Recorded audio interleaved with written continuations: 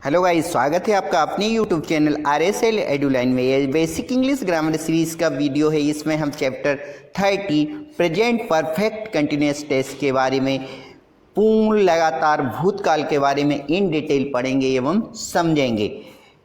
यह वीडियो आप अंत तक जरूर देखें क्योंकि यह सभी प्रतियोगी परीक्षाओं की तैयारी, स्पीक इंग्लिश और ग्रामेटिकल के लिए तो बहुत ही महत्वपूर्ण है। यदि आपने अभी तक मेरा चैनल सब्सक्राइब नहीं किया है तो प्लीज़ सब्सक्राइब माय चैनल। आइए शुरू करते हैं। here we go now। Tenses देखते हैं। सबसे पहले टेंसेस, तो टेंस कितने होते हैं? टेंस 3 होते हैं। सबसे पहले आपका आता है प्रेजेंट टेंस, वर्तमान काल। सेकंड आता है आपका पास्ट टेंस, भूतकाल। थर्ड आता है आपका फ्यूचर टेंस, भविष्य काल।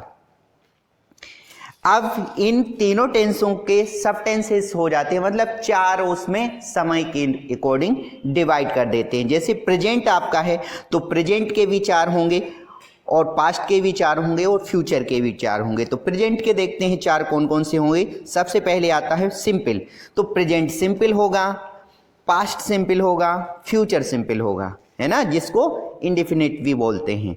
फिर उसके आते आता है कंटिन्यूअस, तो प्रेजेंट कंटिन्यूअस होगा, पास्ट कंटिन्यूअस होगा और फ्यूचर कंटिन्यूअस। फिर आपका आता है परफेक्ट, तो प्रेजेंट परफेक्ट, पास्ट परफेक्ट और फ्यूचर परफेक्ट।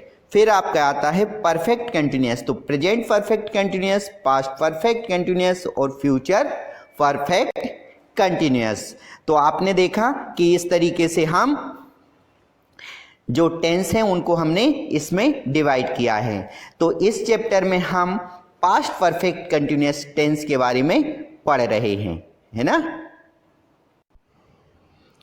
तो अब हम देखते हैं सिंस का प्रयोग। सिंस का प्रयोग कहाँ किया जाता है? सिंस का प्रयोग निश्चित समय, पॉइंट ऑफ टाइम के लिए किया जाता है।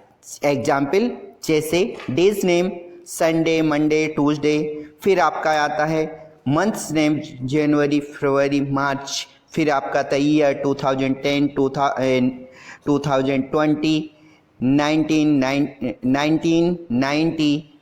फिर टाइम आता है 2 o'clock, 12 o'clock, evening, morning, afternoon, childhood, today, yesterday. इन सब के लिए हम सिंस का यूज़ करते हैं प्रेजेंट परफेक्ट कंटिन्यूअस के लिए। अब हम देखते हैं फॉर का यूज़। तो फॉर का यूज़ कहाँ किया जाता है? फॉर का प्रयोग अनिश्चित समय, पीरियड ऑफ टाइम के लिए किया जाता है। एग्जाम्पल डेज जैसे 2 days, 5 days, 6 days या 8 days। फिर month 2 month, 3 month, 4 month etc। Year 1 year, 6 years, 20 years etc। फिर आपका आता है टाइम जैसे 2 o'clock, 2 hours और 12 hours etc। फिर some time, some days, some years, some month, some minutes, some seconds etc। तो आपने दोनों में देखा होगा सिंस और फॉर में क्या डिफरेंस है। जैसे वहाँ हमने संडे, मंडे यदि नाम है तो सिंस का यूज़ होगा, और यदि 2 days, 3 days हैं तो फॉर का यूज़ होगा।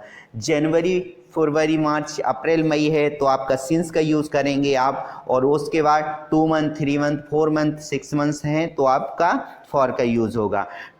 तो ईयर में 2010 है, 2012 है, 2008 है, या 1991 है या 1992 है तो उसके लिए आपको सिंस का यूज़ करना है। और यदि 1 year है, 2 year है, 3 year, 4 year, 5 year है तो फॉर का यूज़ करना है।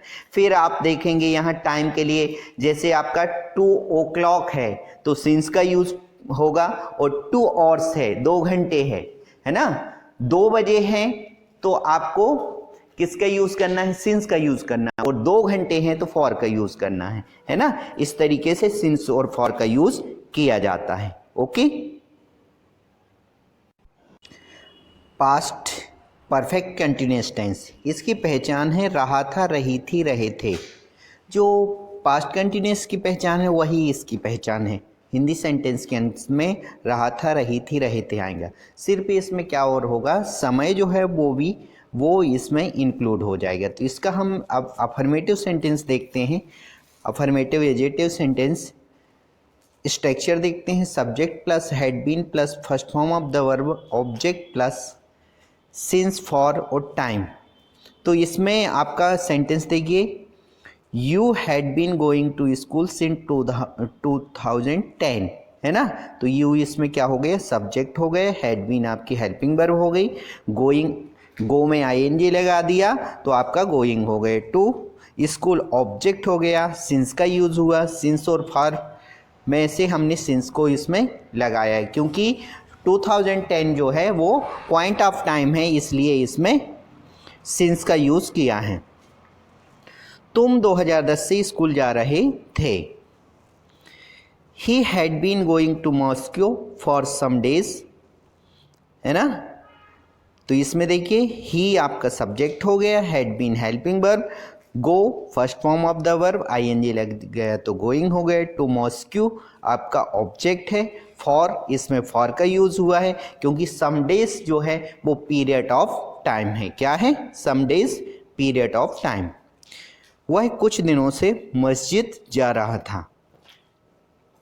It had been raining for some year.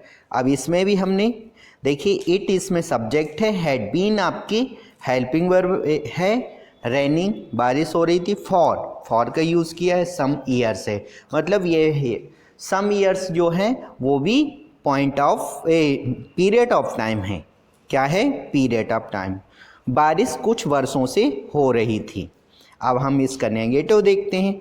तो नेगेटिव में क्या करना है आपको, हैड और बीन के बीच में नॉट को पुट अप कर देना है, बाकी स्ट्रक्चर पूरा सेम रहेगा। You had not been going to school since 2010। तुम 2010 से स्कूल नहीं जा रहे थे। He had not been going to Moscow for some days. वह कुछ दिनों से मस्जिद नहीं जा रहा था। It had not been raining for some years. कुछ बारिश कुछ वर्षों से नहीं हो रही थी। अब इसमें ध्यान रखिए, जब हम नेगेटिव सेंटेंस बनाते हैं तो जब दो हेल्पिंग वर्ब होती हैं तो फर्स्ट हेल्पिंग वर्ब के बाद और सेकंड हेल्पिंग वर्ब के पहले नॉट को पुट अप कर देते हैं, या दो हेल्पिंग वर्ब हैं तो दोनों के बीच में नॉट को पुट अप करेंगे, और एक हेल्पिंग वर्ब यदि रहती है तो हेल्पिंग वर्ब के बाद नॉट को पुट अप कर देते हैं। ओके, अब हम देखते हैं आपका interrogative negative sentence. Interrogative negative में क्या होगा, हैड बीन हेल्पिंग वर्ब थी तो इसमें हैड सब्जेक्ट से आगे आ जाएगी, फिर सब्जेक्ट फिर बीन, मतलब जो आपका सब्जेक्ट है वो हैड और बीन दोनों हेल्पिंग वर्ब के बीच में पुट अप कर देंगे, पूरा स्ट्रक्चर सेम रहेगा और लास्ट में क्वेश्चन मार्क लगा दिया जाएगा। Had you been going to school since 2010। क्या तुम 2010 से स्कूल जा रहे थे। Had he been going to Moscow for some days. क्या वह कुछ दिनों से मस्जिद जा रहा था। Had it been raining for some years? क्या बारिश कुछ वर्षों से हो रही थी। इस तरीके से इंट्रोगेटिव आ जाएगा। फिर इंट्रोगेटिव नेगेटिव, तो इंट्रोगेटिव नेगेटिव में क्या हो जाएगा आपका, इंट्रोगेटिव और नेगेटिव दोनों को मिला के इंट्रोगेटिव नेगेटिव बना देंगे। हेड को सब्जेक्ट से पहले है और सब्जेक्ट के बाद नॉट को पुटअप कर देंगे और पूरा स्ट्रक्चर सेम रहेगा। या फिर क्या करेंगे, हेड प्लस नॉट को सबसे पहले हेड एंड फिर सब्जेक्ट रख देंगे, पूरा स्ट्रक्चर सेम रहेगा। तो इसको आप समझ सकते हैं। Had you not been going to school since 2010। क्या तुम 2010 से स्कूल नहीं जा रहे थे। Hadn't he been going to Moscow for some days. क्या वह कुछ दिनों से मस्जिद नहीं जा रहा था। Third, had it not been raining for some years, क्या बारिश कुछ वर्षों से नहीं हो रही थी। तो इंटरोगेटिव नेगेटिव, नेगेटिव जो हमने सेंटेंस पहले पढ़ा और इंटरोगेटिव पढ़ा, दोनों को मिक्स करके हम इंटरोगेटिव नेगेटिव सेंटेंस बना देते हैं या बनता है। ओके, अब हम देखते हैं फ्रेम क्वेश्चन। तो फ्रेम क्वेश्चन में सबसे पहले WH word, had plus subject plus been plus first form of the verb I since for plus time. तो इसमें देखिए, where had you been going since 2010, है ना। तो इसमें वेयर का यूज किया है। तुम 2010 से कहाँ जा रहे थे, है ना, यह क्वेश्चन है। सेकंड देखिए, for when had he been going to Moscow, वह कब से मस्जिद जा रहा था। Third, why had it been raining for some years, बारिश कुछ वर्षों से क्यों हो रही थी, है ना। तो इनमें हमने क्वेश्चन किया है। अब देखते हैं इसके आंसर कैसे देना है। तो इसका फर्स्ट का आंसर देखिए, वेयर। तो I had been going to school since 2010, मैं 2010 से स्कूल जा रहा था। वेयर यानी कहाँ जा रहे थे, तो स्कूल जा रहा था, ऑफिस, कुछ भी होता है। तो वेयर का जब हम यूज क्वेश्चन में करते हैं तो आंसर में आपको प्लेस बताना है। फिर फॉर व्हेन, कब से, तो इसमें देखिए इसका आंसर क्या होगा, he had been going to Moscow for some days, वह कुछ दिनों से मस्जिद जा रहा था।